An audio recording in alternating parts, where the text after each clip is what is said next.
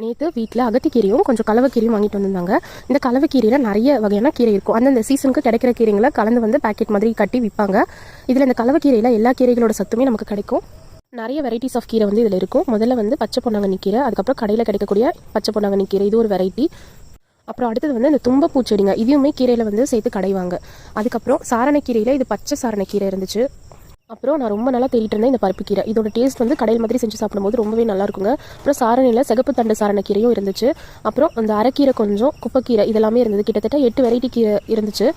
எல்லா டைமுமே ஒரே மாதிரி கீரை கிடைக்குமானா இல்லை, நிறைய கீரை அந்தந்த சீசனில் என்னென்ன கிடைக்குதோ அது எல்லாமே கலந்து தான் வந்து விற்பாங்க. இதோட டேஸ்ட் வந்து ரொம்ப நல்லாயிருக்கும். எல்லா கீரையோட சத்துமே கிடைக்கும். இன்னைக்கு பல வகையான கீரை போட்டு கலவை கீரை கடையில் தான் எப்படி செய்யுதுன்னு பார்க்க போகிறோம். இதோட டேஸ்ட்டுமே ரொம்ப அருமையாக இருக்கும். அதே மாதிரி ஹெல்த்துக்கும் ரொம்ப நல்லது. ஃபஸ்ட்டு கீரையை நல்லா வாஷ் பண்ணி க்ளீன் பண்ணி எடுத்துகிட்டு வந்துடலாம். அதில் 10 பல் பூண்டு, ஒரு பெரிய வெங்காயம் ஆட் பண்ணியிருக்கேன். சின்ன வெங்காயம் போட்டால் ரொம்ப டேஸ்ட் நல்லாயிருக்கும். தேவையான அளவுக்கு பச்சை மிளகா காரத்துக்கு, அப்புறம் ஒரு தக்காளி.